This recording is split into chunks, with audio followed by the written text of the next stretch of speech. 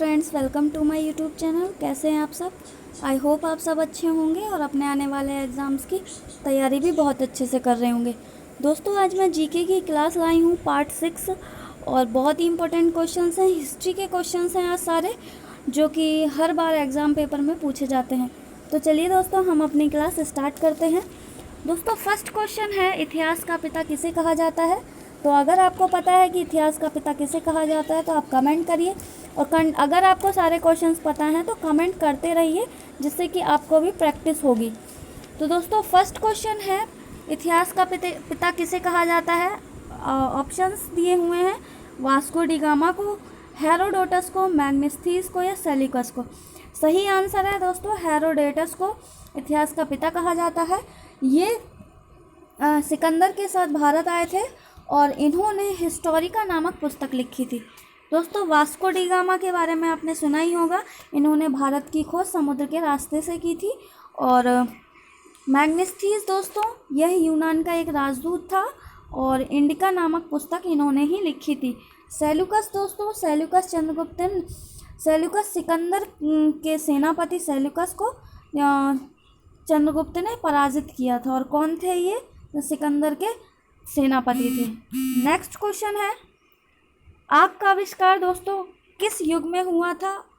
जो बीटीसी और teaching exam की तैयारी कर रहे होंगे दोस्तों, उन्हें सबको पता होगा कि आग का आविष्कार किस युग में हुआ था, तो वो कमेंट करिए। और ऑप्शंस हैं दोस्तों, नव पाषाण युग में, उत्तर पाषाण युग में, पुरा पाषाण युग में या इनमें से कोई नहीं। आग का आविष्कार दोस्तों पुरा पाषाण युग में हुआ था और नव पाषाण युग में दोस्तों पहिए का आविष्कार हुआ था। किसका दोस्तों? पहिए का आविष्कार नव पाषाण युग में हुआ था। नेक्स्ट क्वेश्चन है, गौतम बुद्ध का जन्म कहाँ हुआ था?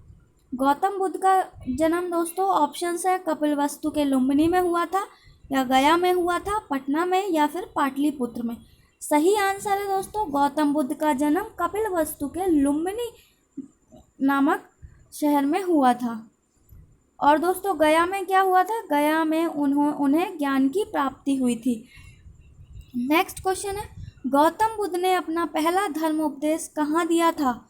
दोस्तों, गौतम बुद्ध ने अपना पहला धर्म उपदेश कहाँ दिया था? ऑप्शंस दिए हुए हैं, सारनाथ उत्तर प्रदेश, गया पटना, लुम्बिनी नेपाल, या तीनों स्थानों पर उन्होंने अपने धर्म उपदेश दिया था। तो सही आंसर है दोस्तों, सारनाथ उत्तर प्रदेश में उन्होंने अपना पहला धर्म उपदेश दिया था।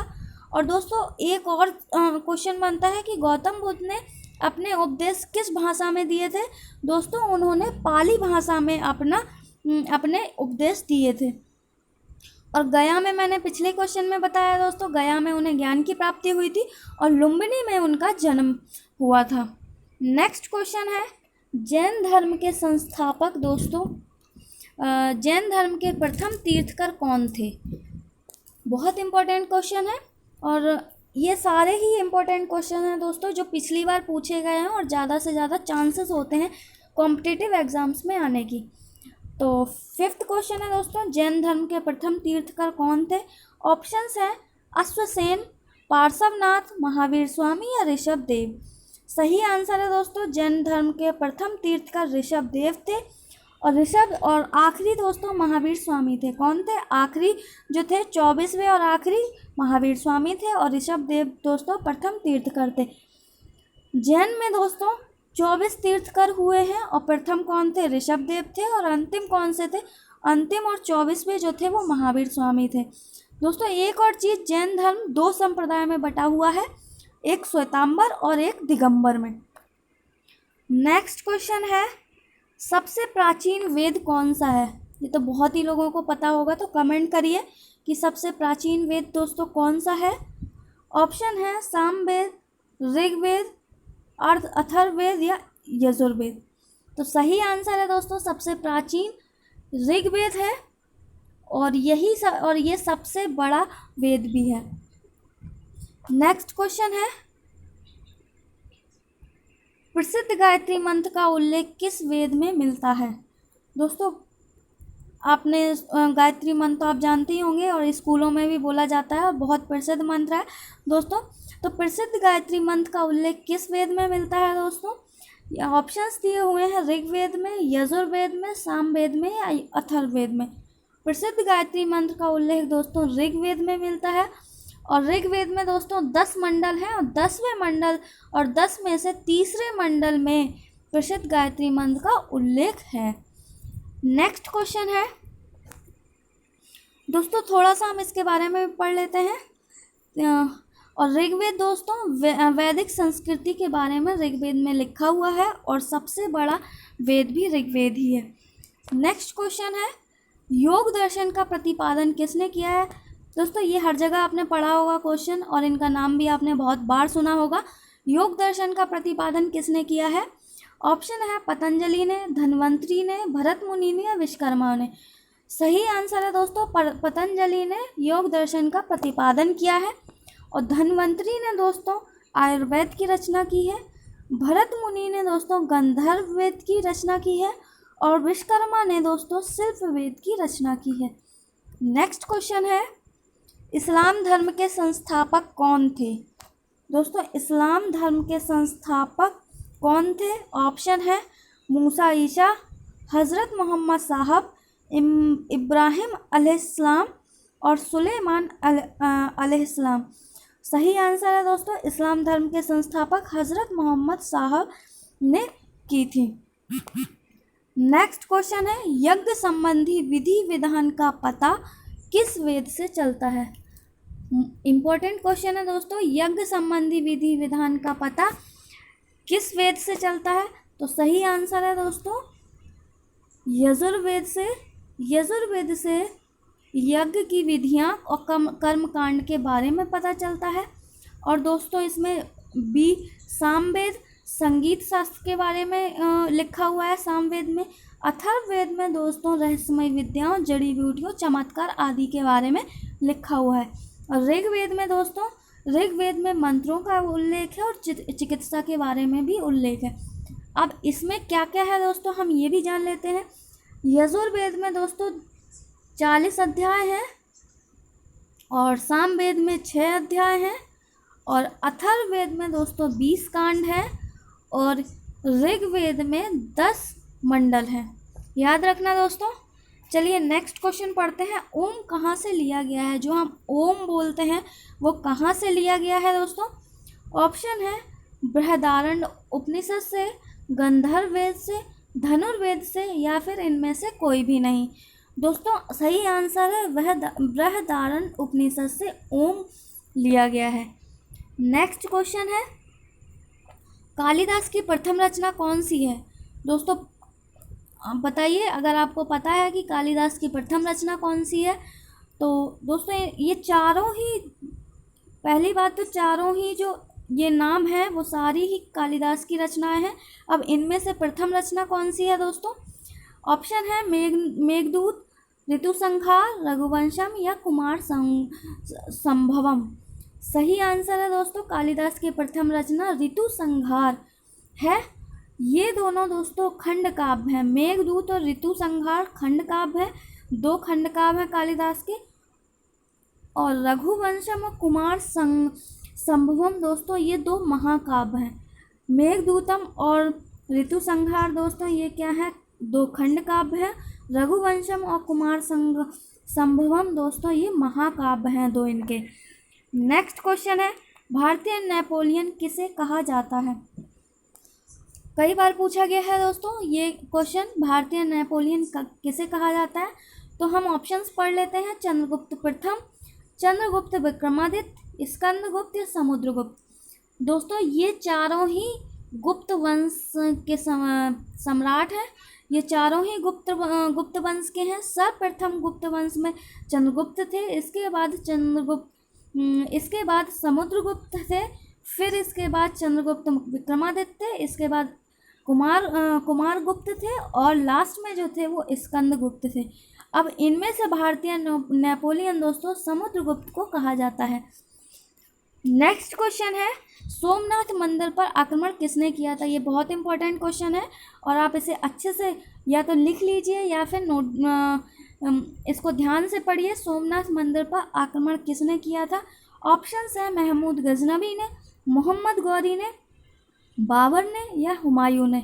सही आंसर है दोस्तों मोहम्मद गौरी ने गुजरात के सोमनाथ मंदिर पे 1025 में महमूद गजनवी ने आक्रमण किया था, जहां पर उन्होंने सारी मूर्ति चोरी की थी और खंडित भी की थी, और ये आक्रमण बहुत फेमस आक्रमण है। नेक्स्ट क्वेश्चन है दोस्तों, तराइन का प्रथम युद्ध किसके बीच हुआ था? दोस्तों तराइन का प्रथम युद्ध किसके बीच हुआ था?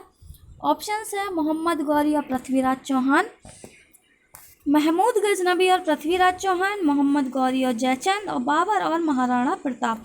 तो सही आंसर है दोस्तों ये मोहम्मद गौरी और पृथ्वीराज चौहान के बीच तराइन का प्रथम युद्ध हुआ था, और इसमें पृथ्वीराज चौहान ने मोहम्मद गौरी को हरा दिया था। इसके बाद तराइन का दूसरा युद्ध हुआ, जिसमें मोहम्मद गौरी ने पृथ्वीराज चौहान को हराया था।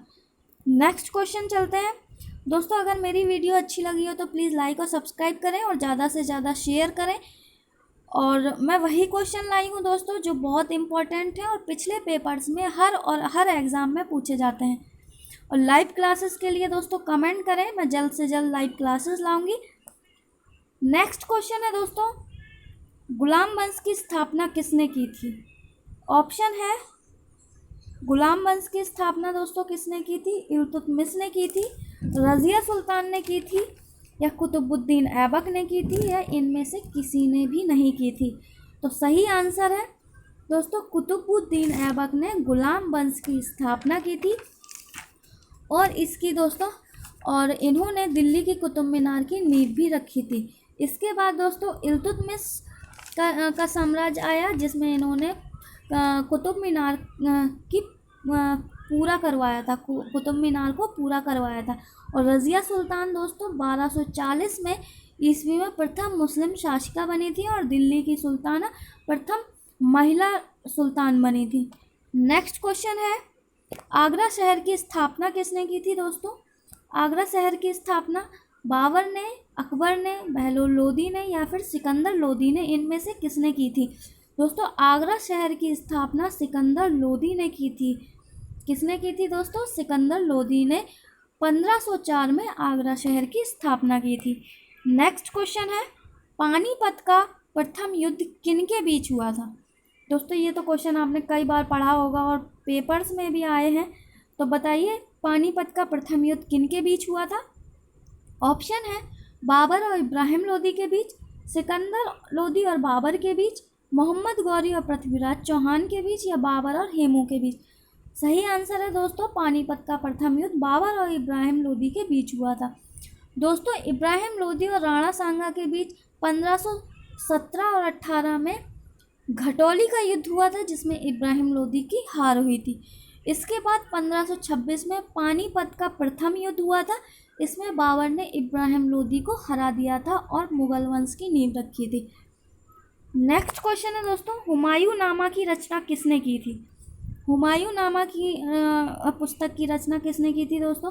ऑप्शन है हाजी बेगम ने, गुलवदन बेगम ने, चंदरबरदाई ने, या फिर हामिदा बेगम ने। सही आंसर है दोस्तों हुमायूं नामा पुस्तक की रचना गुलबदन बेगम ने की थी, और ये कौन थी? हुमायूं की बहन थी। दोस्तों चंदरबरदाई ने पृथ्वीराज रासो लिखी थी, और हामिदा बेगम दोस्तों अकबर की माताजी थी। नेक्स्ट और लास्ट क्वेश्चन है दोस्तों, पानीपत का द्वितीय युद्ध किसके बीच हुआ था?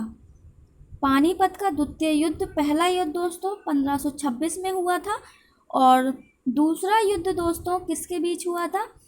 ऑप्शन है बाबर और इब्राहिम लोदी, पृथ्वीराज चौहान और सिकंदर लोदी के बीच, या पृथ्वीराज चौहान और मोहम्मद गौरी के बीच, या फिर अकबर और हेमू विक्रमादित्य के बीच।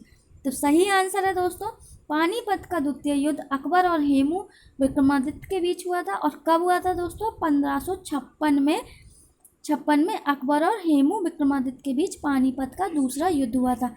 दोस्तों अगर मेरी वीडियो अच्छी लगी हो तो प्लीज़ लाइक और सब्सक्राइब करें, और नेक्स्ट वीडियो में मिलते हैं कुछ नए क्वेश्चंस के साथ।